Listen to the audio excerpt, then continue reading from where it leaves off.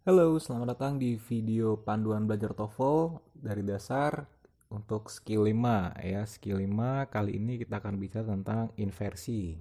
Inversi itu skill dalam structure TOEFL untuk membalik subjek dan predikat. Seperti apa jelasnya? Langsung aja kita masuk. Yap, struktur normal kalimat adalah subjek hadir sebelum predikat ya, SP gitu. Tapi dalam kondisi tertentu ini akan menjadi terbalik, teman-teman. Syarat-syaratnya adalah ini. Yang pertama adalah keterangan tempat.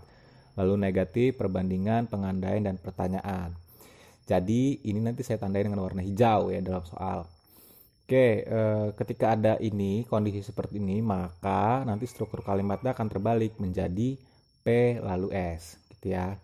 Oke, kita masuk ke keterangan tempat. Apa sih yang dimaksudkan keterangan tempat? Jadi gini, jadi kalau misalnya kalian sering dengar ada kalimat a car is there, sebuah mobil ada di sana. Nah, di sananya ini adalah keterangan tempat. Nah, kalau ada keterangan tempat seperti ini, itu bisa dibalik kalimatnya menjadi there is a car. Jadi jangan bingung kalau kalian melihat there is a car, subjeknya bukan there, tapi subjeknya adalah car. Ya, predikatnya is. Nah, ini dimaksud dengan inversi. Contoh lainnya adalah ini Bobby is there. Bisa menjadi there is Bobby. Oke, to be-nya atau predikatnya muncul sebelum subjek Bobby. Lalu bagaimana dengan kalimat yang menggunakan kata kerja seperti they work in workshop? Bisa menjadi in workshop, they work. Nah, do-nya ini auxiliary yang dijadikan kata kerja muncul sebelum subjek they. Nah, ini yang menjadi inversinya. Gitu ya. Jadi kalimat-kalimat yang diawali dengan keterangan tempat seperti in, on, at itu dapat dibalik dengan catatan setelah keterangan tempat itu tidak dipisah oleh koma. Misalnya gini, in workshop, koma, maka ini cuma keterangan. Jadi ini nggak perlu dibalik. Jadi subjek predikat tetap tidak terbalik ya. Oke, selain keterangan tempat ini ya. Jadi penjelasan lebih lanjut, ini ada ciri-ciri keterangan tempat. Misalnya ini, in the classroom were some old desks. Predikatnya were, subjeknya some old desks. Ini ya. Nah ini keterangan tempatnya dibalik. Nah, aslinya bisa jadi misalnya seperti ini. Some old desks were in the classroom. Itu kalimat normal. Tapi kalau misalnya keterangan tempatnya muncul di depan dan tidak ada koma, maka ini dibalik. Predikatnya dulu baru subjek. Nah, ini kalau ada koma in the classroom, koma, maka harus ada subjek predikat gitu ya. In the classroom, I studied very very hard. Oke, itu penjelasan gampang ya. Lanjut. Syarat yang kedua adalah negatif. Apa sih yang dimaksud dengan negatif? Ketika teman-teman menemukan kata-kata ini aja ya. Known, barely, not, hardly, never, only, neither, rarely, nor, scarcely, and seldom. Nah, kata-kata ini adalah ciri-ciri ekspresi negatif ya. Nah, kalau ada ekspresi negatif begini muncul di awal kalimat, rarely atau hardly atau only, maka setelahnya harus predikat dulu baru subjek. Were they so happy? Nah, were-nya predikat, they-nya adalah subjek. Gitu ya. Lanjut, selain negatif ada juga perbandingan teman-teman. Nah, perbandingan ini membandingkan satu kalimat dengan kalimat yang lain atau membandingkan satu objek dengan objek yang lain. Contohnya ini, subjeknya we, predikatnya were. We were more prepared than. More prepared lebih siap gitu ya, more prepared than the other performers. Subjek predikat. Jadi subjek predikat, comparison, subjek predikat. Nah, ini bisa dibalik menjadi we were subjek predikat, perbandingan, lalu predikat dulu baru subjek. Itu ya. Jadi kalau ciri-ciri perbandingan nanti warnanya hijau berarti dia harus dibalik. Oke.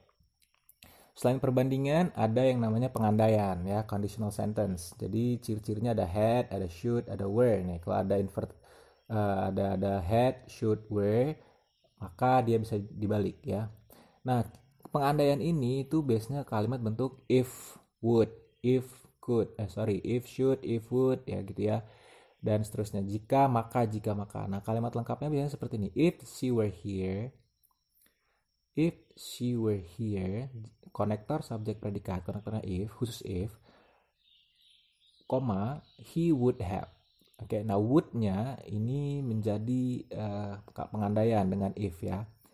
Nah, jadi begitu teman-teman. Nah, kalau misalnya if-nya hilang, omitted, dibuang if-nya, maka dia jadi terbalik. Were he here, he would have. Aslinya, if she were here ya gitu ya.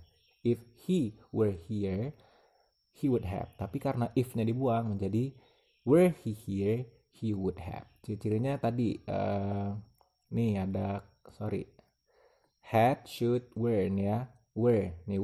Jadi ada ciri-ciri ini duluan. Jadi kalau ada predikat were, should, had, maka setelahnya bisa dipastikan bahwa itu adalah subjek karena dia adalah bentuk kondisional yang kehilangan if.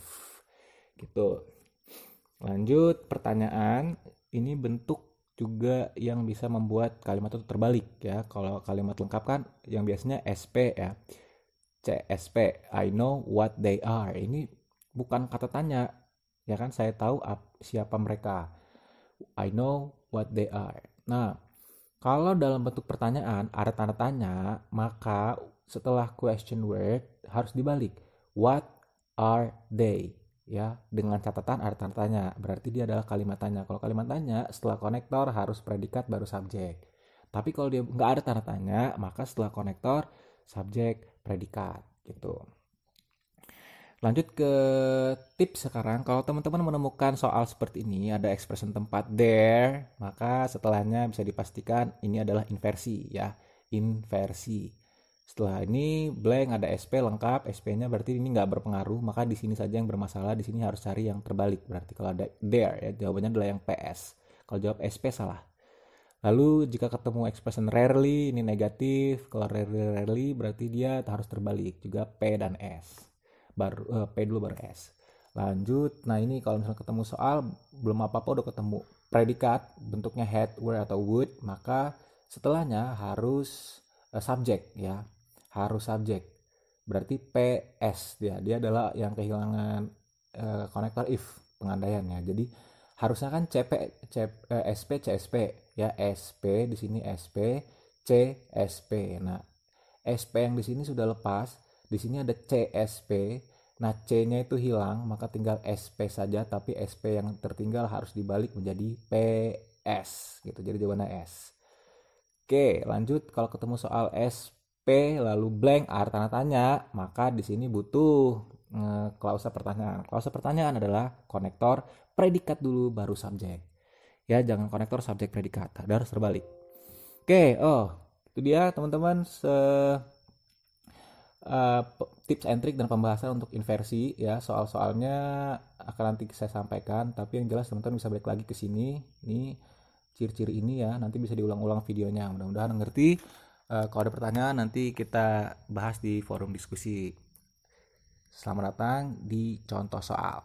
Oke, bye.